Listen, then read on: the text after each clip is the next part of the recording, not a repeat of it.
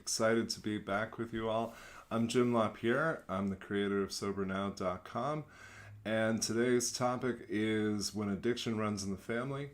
I want to talk about that both in terms of the experience of those of us who are in active addiction or various stages of recovery, and from the standpoint of being an affected other. I've kind of always hated that term. It's a very generic way, a very sterile way of referring to those of us who have a loved one in active addiction. So please comment, post questions, insights, questions that you have. Would love to make this progressively interactive. I'm going to start out with just a couple of real basic things. We know, of course, that addiction is a brain disease that runs in families. We know that it's genetic.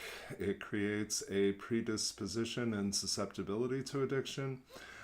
We know that growing up in a family where addiction is present creates a lot of learned behavior and a lot of ideas around the normalcy of using drugs and alcohol to cope. Of course, that's only the beginning of what we learn in that environment. According to the National Council on Alcoholism and Drug Dependency, the single most reliable indicator of drug or alcohol abuse is having a family history. Many of us have family histories. It's evident in our family medical histories.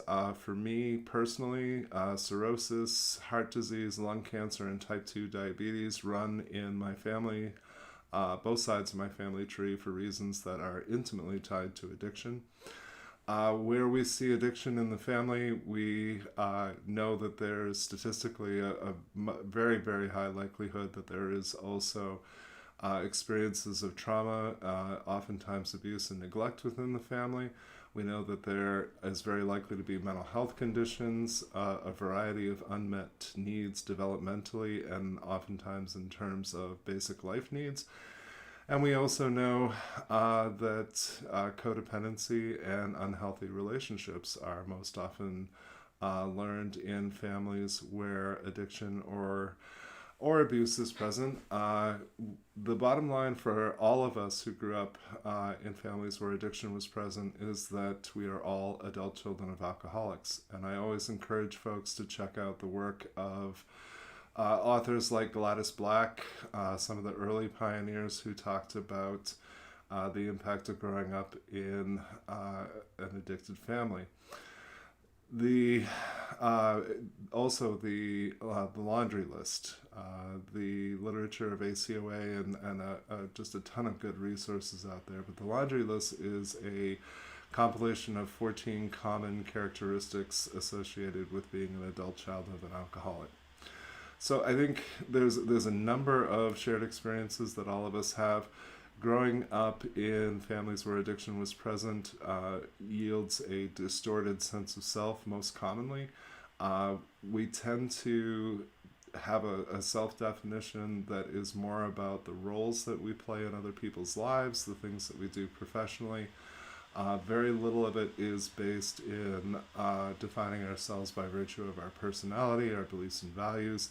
It's more about who we are to others than who we are to ourselves. We grew up learning how to compensate for the illness of others. We were assigned roles in the family or just naturally adopted them to compensate for what was unhealthy and dysfunctional. So some of us became caregivers, some of us became peacekeepers, some of us were assigned more basic roles. If you had siblings, then chances are one of us was the smart one of us was the pretty one of us was the really hard worker. And my experience is that those roles, as simple as those lessons are, they very often are lifelong. And my experience is it takes an enormous amount of growth and healing to be able to move away from what we were taught. As my friends in recovery say, what we lived with, we learned, and what we learned, we became. Many of us struggle. In fact, nearly all of us struggle with self-doubt. It's the number one most common characteristic of adult children of alcoholics and addicts in my experience. and it's taught in a way that's kind of insidious but very simple. A child is taught from the earliest days of her life that what she is perceiving is not valid or is not accurate. So it looks like dad's passed out on the couch, but what we're told is, oh no, he's just tired, he's napping. And as subtle as that is, it's more than enough to get us to doubt ourselves in future observations or experiences. And my experience is I didn't just second guess myself, I 40-second guessed myself. I would come to the same conclusions through overthinking over and over and over again, but I would struggle to find peace or to feel like I had come to the right conclusion. Those insecurities, those uh, desire to be above reproach, to feel like we are not good at making decisions, or to feel like we are simply fearful of making decisions, are also natural byproducts of addiction in the family. We learned from most of us from an early age a very simple but debilitating message that we don't talk about what happens in this family outside of this home or outside of this family.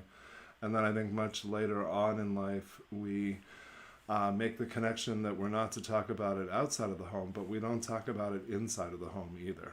And so we end up struggling to know what healthy relationships look like and how to have them. We struggle with setting boundaries. And of course, all of this is occurring without realizing that we're learning it, because this is what we experienced as children.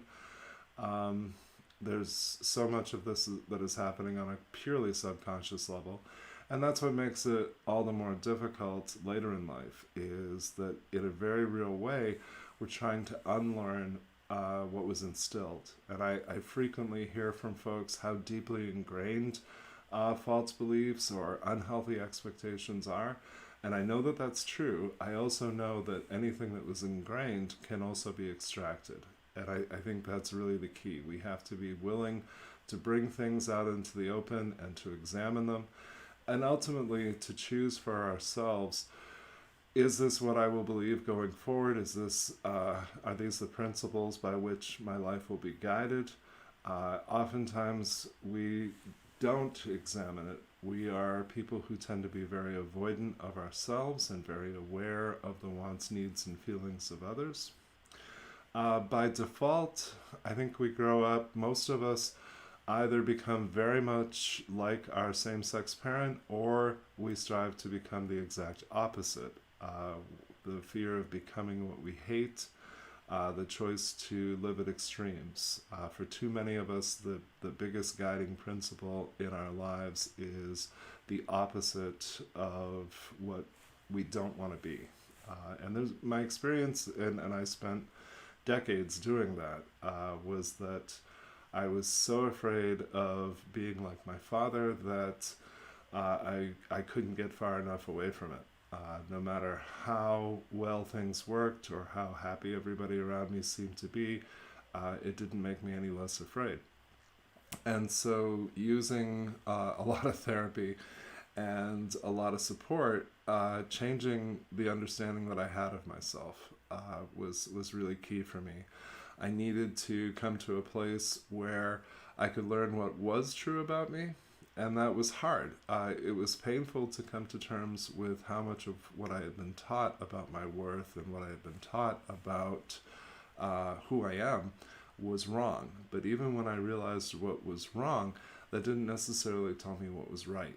And that's certainly not something I figured out. It's not something that I just had a series of epiphanies about. What I've learned is that my higher power puts people in my life to help me get what I need. And I needed people who could teach me about me. And that meant that I had to stop pushing them away. It meant that I had to allow at least a certain amount of vulnerability.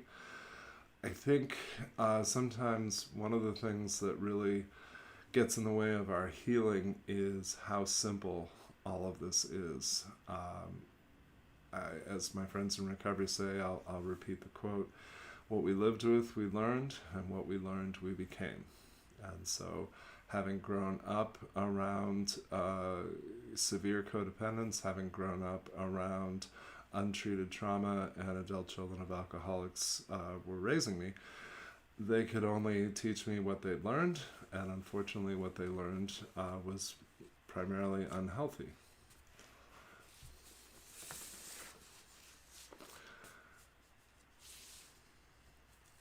So my experience is that overcoming family patterns of addiction is best done by developing a strong sense of identity independent of our families. I think most of us struggle with feelings of obligation, feeling like we have to. And I like to remind people that we don't. It's a choice. And I will often ask, who taught you the sense of obligation? And it's the very people that raised us. To break free of that is no small thing. It was a very painful thing for me to do. What I noticed was that I held out this last little bit of false hope that they would change, that they would be there to meet my needs. And the whole time I was waiting for them, I wasn't allowing anybody else to do it. And so I joke sometimes with folks that I serve that in retrospect, I have to give my family of origin credit for one thing: complete consistency. Like, they weren't great sometimes and terrible other times. They were unhealthy in the ways that we interacted at all times. And so in building the life that we most want for ourselves, I think the biggest obstacle for most of us is that we get stuck in shame. We struggle to know what our worth is. We don't feel deserving because those are things that weren't instilled within us. And so I think those are the biggest obstacles. And of course, fear is at the top of that list. And really just needing some practical guidance on how do you do all of this. And so again, I point folks towards the literature of adult children of alcoholics, and specifically Gladys Black, towards the literature on codependency. And of course, Melody Beattie is the kind of preeminent expert. Codependent No More is the book. And then the rest of it, through the course of recovery, for those of us who have developed chemical dependency or behavioral addictions, unlearning what we were taught about how to effectively cope, about how to manage stress and negative emotions. For those of us who have not developed addictions, we still find that many of us, a very high percentage of us, live with anxiety or depression. We are extraordinarily codependent in our relationships. And what I mean by that is really that we seek conditional love, conditional acceptance. We seek to do for others, and it's primarily a way of avoiding self. I think we tend to have an acute awareness of other people's wants, needs, and feelings, and a relatively low awareness of our own. Breaking patterns from our family of origin is not only a tall proposition, it's also likely to render us the black sheep of the family. Most of the best people that I know are the only one in their family getting better, the only one that chose sobriety or chose recovery. And too often, when you're the only person in, whether it's a family or any other type of system, I had this experience with a lot of employers, a lot of social service agencies that I worked for, which is that if you're the only person saying there's a problem, sooner or later you become the problem. It's much easier to scapegoat us than it is for folks to look at themselves and consider that maybe things need to change. So being both the black sheep and the scapegoat in a family are common roles that we are assigned.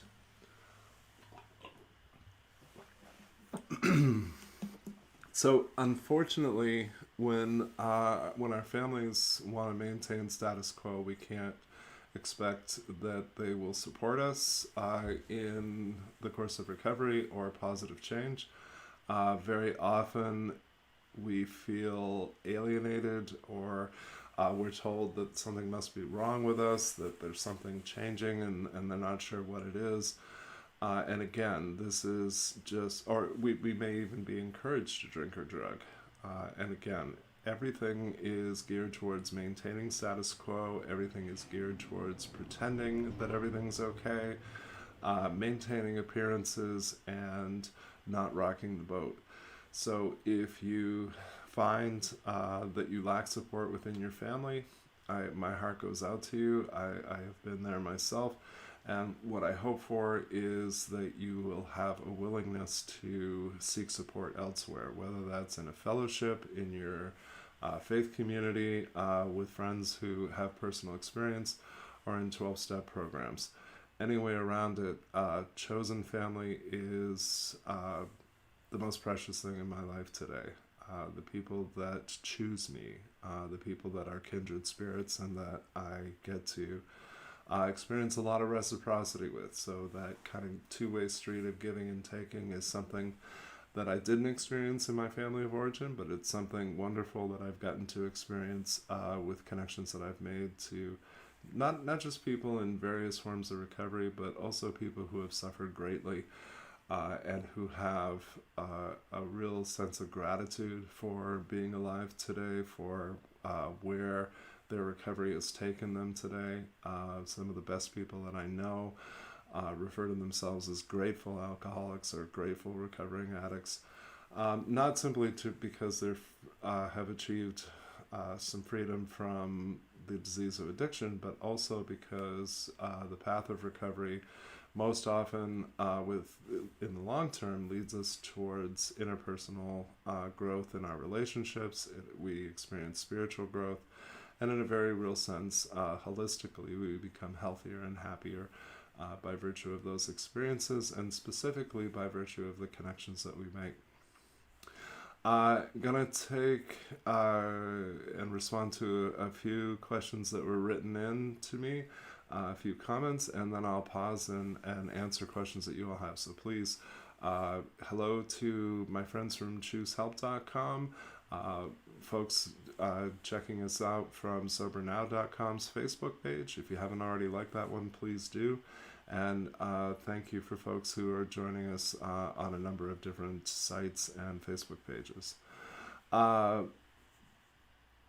Jaslyn, thank you so much. Her comment is that when addiction runs in your family, it can be difficult fighting the fear that your loved ones have the choice to relapse or not. It is hard not watching their every move and building my attention and awareness more so than my own needs. I appreciate that. I know that to be true. In my local recovery center, my friend Amy and I facilitate a peer support group of folks who have loved ones in active addiction. And this is the most difficult thing for us to talk about, is maintaining your self-care when someone that you love is in active addiction.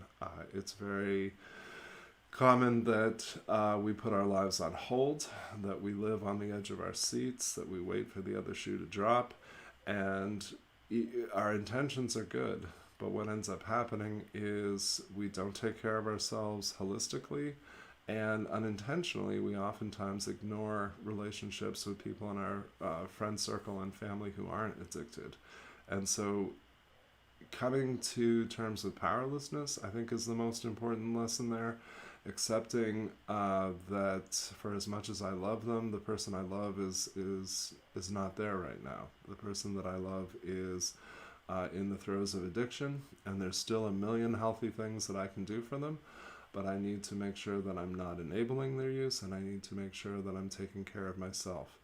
The challenge that I often offer to friends and family is, when at last your loved one is ready to get help, and I hope and pray that they will be soon, how healthy will you be at that time?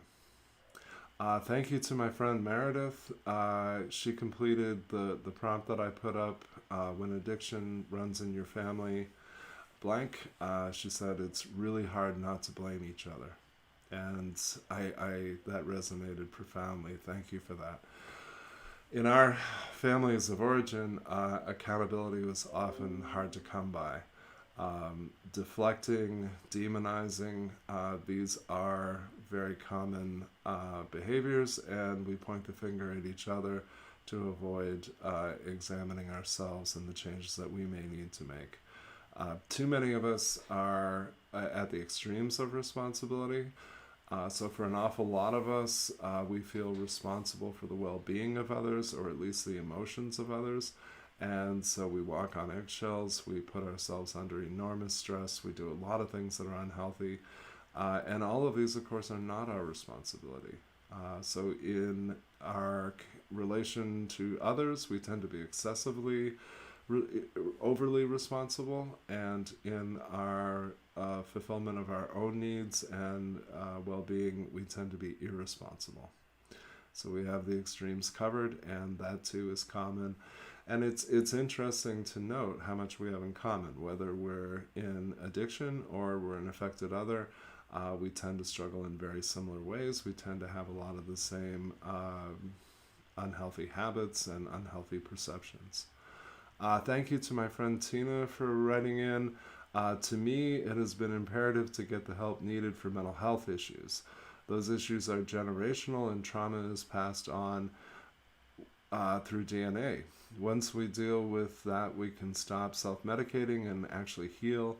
Not easy, but between that and simply changing every thought process I had normalized that was not healthy, it has kept me clean for 2 decades now. Congratulations. That is huge. What a great accomplishment. Honestly, recovery from anything it's the most badass thing a person can do. It is nothing short of heroic. It is clawing your way out of hell and building a better life. So kudos to you for accomplishing that. Thank you for touching on how common intergenerational trauma is, and sadly, it is extraordinarily common, particularly with physical and emotional abuse, but also with sexual abuse. Mental health issues are extraordinarily common for us. I'm old school where recovery is concerned. I work in fields that reinvent dual diagnosis recovery every few years. So I'm old school in that ideally abstinence comes first, or harm reduction or medicated assisted treatment comes first. I honor all pathways to recovery, but my experience is that if we're not working our way free of addiction, any of the work we're going to do in mental health is likely not to last or not to endure. So the exception to that rule is when I serve people who are both seeking recovery from addiction and are survivors of trauma. And in that case, I think what it's really about is learning to have a basic sense, or to feel a basic sense of safety and stability. So I think learning about grounding skills and breathing exercises and body work and yoga and things that help us to feel safe in our own minds, in our own bodies, and ideally in our environments are key to getting recovery from addiction and maintaining it. I think the importance of that can't be overstated. So I'm going to pause and take a look at your comments. Martin, thank you for your kind words. Always appreciate that. Okay, not seeing any other questions at the moment. I'll check and make sure the feeds are going right. Just bear with me for one moment.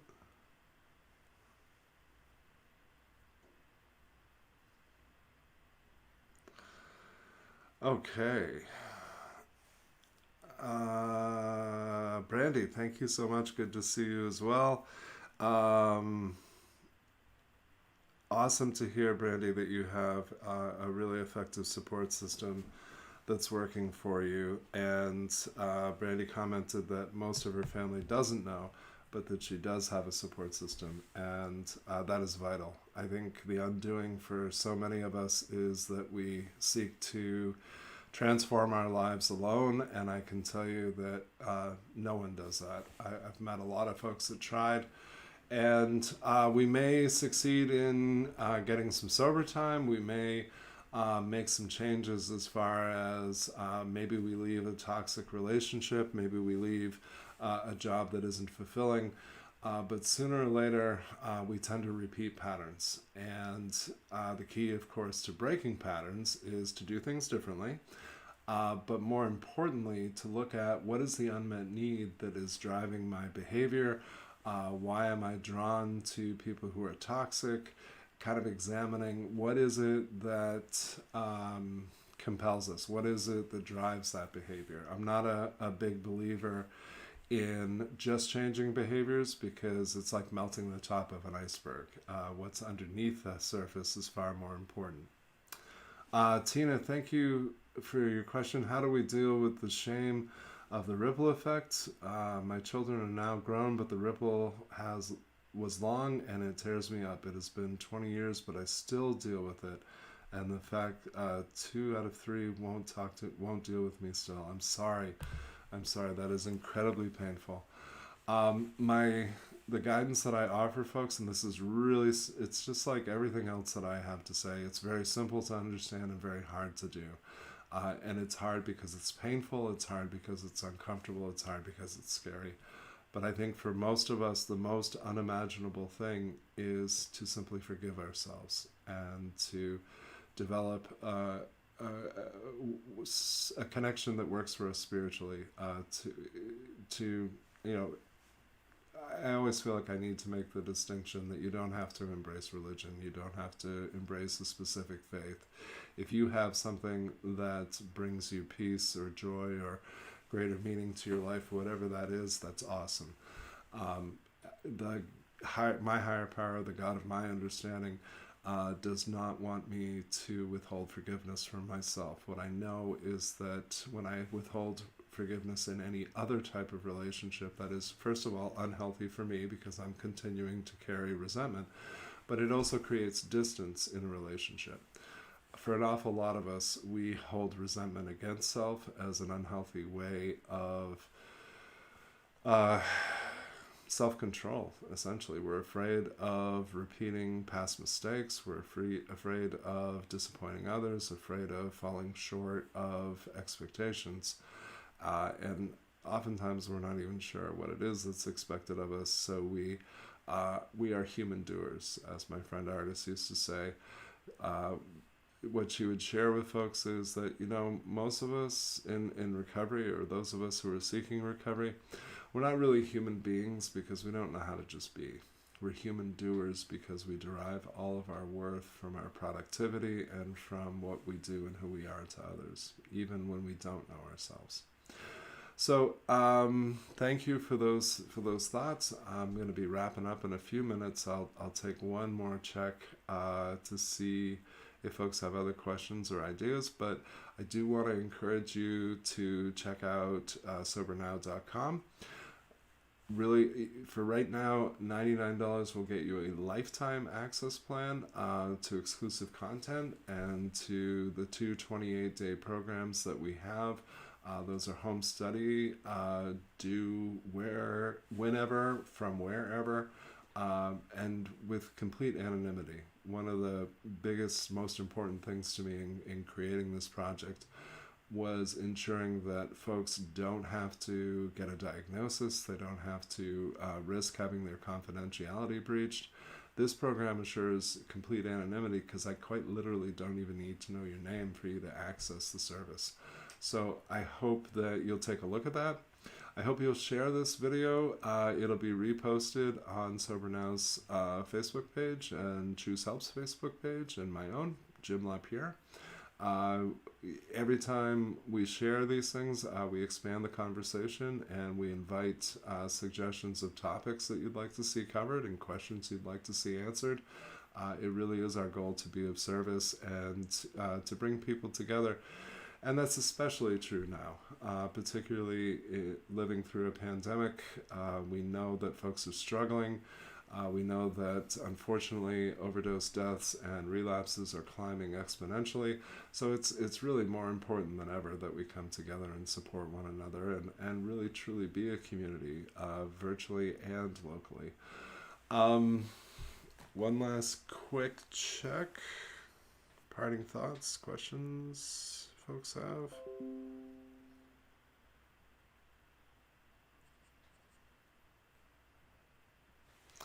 Okay. So please connect with me. Jim at sobernow.com is the quickest and easiest way. Please check out our YouTube station. It's Sober Now, and please subscribe. There's currently about 75 videos there covering a ton of different topics in addiction recovery and topics relating to mental health and the experiences of affected others. I will be here noontime every Thursday Eastern Time, and look forward to talking with you more. Please take excellent care of yourselves, and if you are struggling, if you're not sure where to begin or where to find resources, please contact me.